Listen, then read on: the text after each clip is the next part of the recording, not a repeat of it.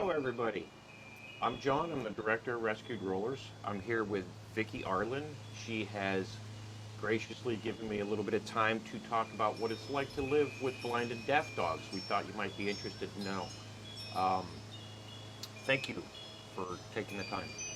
So I want to start with the really big question. A lot of people and even vets do not believe that a blind and deaf dog can interact with its world or even have a good quality of life.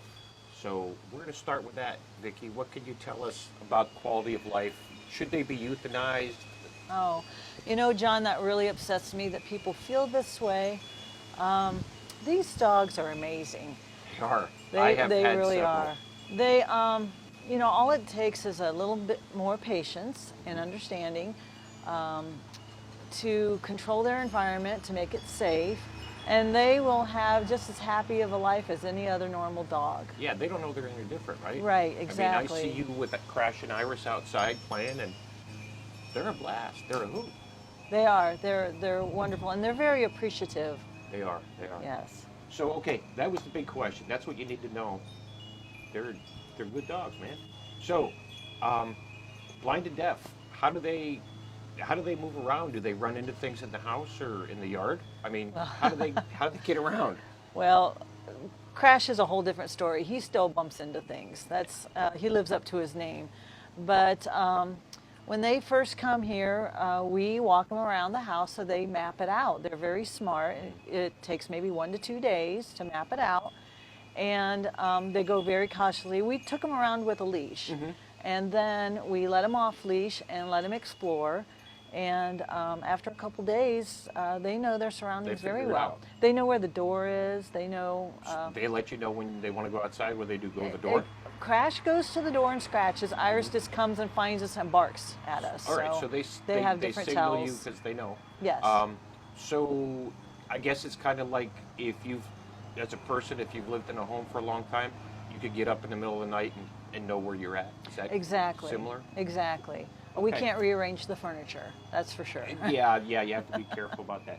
So how about, you just told me about how the dogs communicate to you and, hey mom, we have to go out. How do you communicate with them? We use touch cues, and we're What's learning that? as we go. That's different places that you touch on a dog tells Hmm. them what you want them to do. For example, 2 pats on the butt tells them to sit. Okay. These dogs can learn over 60 touch cues. Okay, so there's different cues for different commands, like there would be different words for different commands. Right, and you can pretty much choose what you want, but you don't want to Hmm. confuse them. You don't want the touch cues to be too close together or similar. Hmm. And right now, Iris knows about 4 touch cues that we Good, use on a daily basis. good. And you know, Crash has a very short attention span, so he knows 2. Crash is a little wired for those of you that don't know Crash. Yes. Um, so, if I understand what you're saying right, it sounds very similar, like sign language for a human, but you Right. have to do it like against their skin so they can feel it. It's like a physical sign language. Would that be Correct, and it's fair? a pressure because Hmm. you know you want to still be able to love your dog and pet your dog and Sure. stuff, and not confuse them thinking that you're trying to Oh, tell them something. good point. So you It's won't. it's got to be distinct. Yes, yes, Very good point. Very good point. yes, Okay, so you talked about training these commands. Um, I know you just got Crash and Iris this year.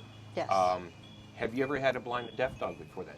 No, in fact, we haven't had a dog for 20 years in our home. Okay, so you came into blind and deaf completely new to it. I'm Yes, sure you're nervous about it. very, very nervous. Okay, so they come in. My next question would be: they come and tell you when they have to go out, for instance.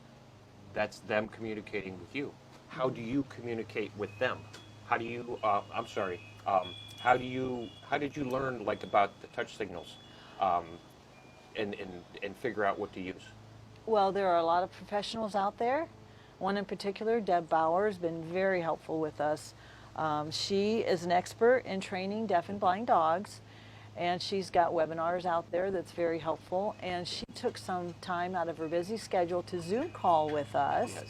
And she answered all of our questions and gave us the confidence that we needed to work with Crash and Iris. Excellent. And as rescued rollers, we've worked with Deb for probably 7 years or so. She is our first resource when we need help with the blind and deaf dogs. If you need more information, you can go to yourinnerdog.com. That is her blog, her website. She does online training classes if you need more information. How about books? Were you able to find something other than Deb as a resource while you were learning? Absolutely, and there's YouTube videos. Mm-hmm. There's a lot of resources out there. Okay. Um, didn't you tell me at one point you've got a book or two from Deb that she wrote about blind and deaf training and living with dogs? Yes, absolutely. She's very informative and Okay. a very easy read because I'm not good at Yeah. reading. But I enjoyed the books very much. Good. And you got those off of Amazon, right? Actually, I think you gave them to me. Oh, then I got them off Amazon. Okay. Um, so that's the basics of these dogs. So now we get to a little more personal stuff. What do you see specifically with blind and deaf dogs? What do you see as a benefit to a blind and deaf dog in your home versus a dog that can see and hear? What people would think of as a typical dog? Well, for one thing, fireworks, loud Oh, noises do not give them anxiety. my Josie was crazy for Yes, fireworks. fireworks, sirens, Hmm. other dogs barking, anything that a normal hearing dog would react to. Um, that's kind of a blessing. It would have been for my Josie. Yes. Doorbells? Do they react? Anything like that? No, no doorbells, no knocking, which you might think is not a blessing because you want to know when someone's approaching the house or something like that. But they function as a normal dog, except they don't have the anxieties of loud noises and Hmm. and So fireworks. thunder, fireworks, gunshots, because we're in a rural area, none of that stuff? No, no. Excellent. Okay, so those are some of the benefits.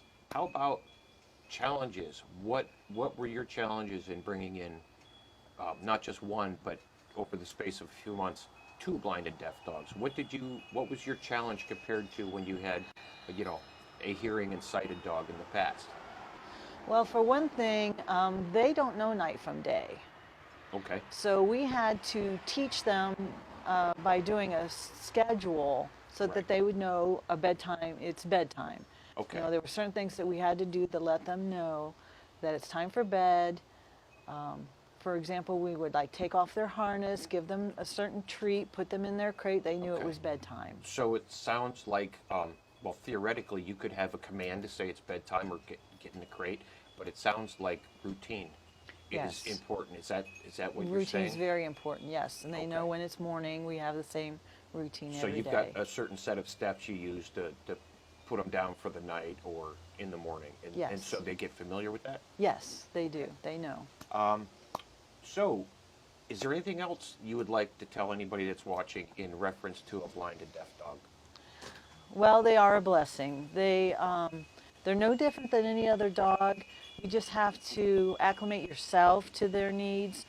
For example, if we were going to take them for a walk, we would have to watch the sidewalks and give Right. them a heads up that there's a crack in the sidewalk and stuff like that. For example, I pull up on their leash if they have to step up to a cracked sidewalk. So you're giving those touch signals through the harness. You're like instead of a blind person having a seeing eye dog, your Yes. blind dog has a seeing eye person. You guide them, Yes. right? Yes. Oh, yes. okay.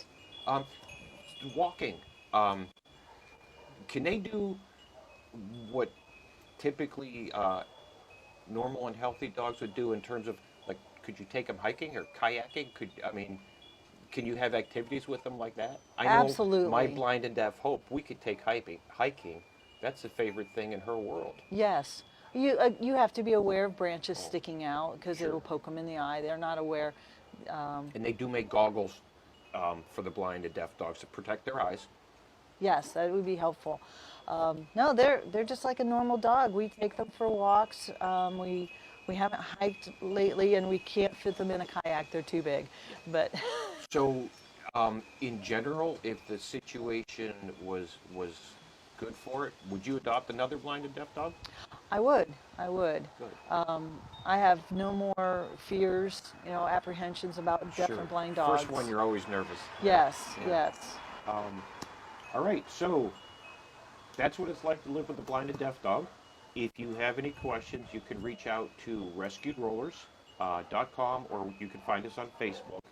And thank you. I appreciate it. It was great to be here, John. Thank you. Thank you.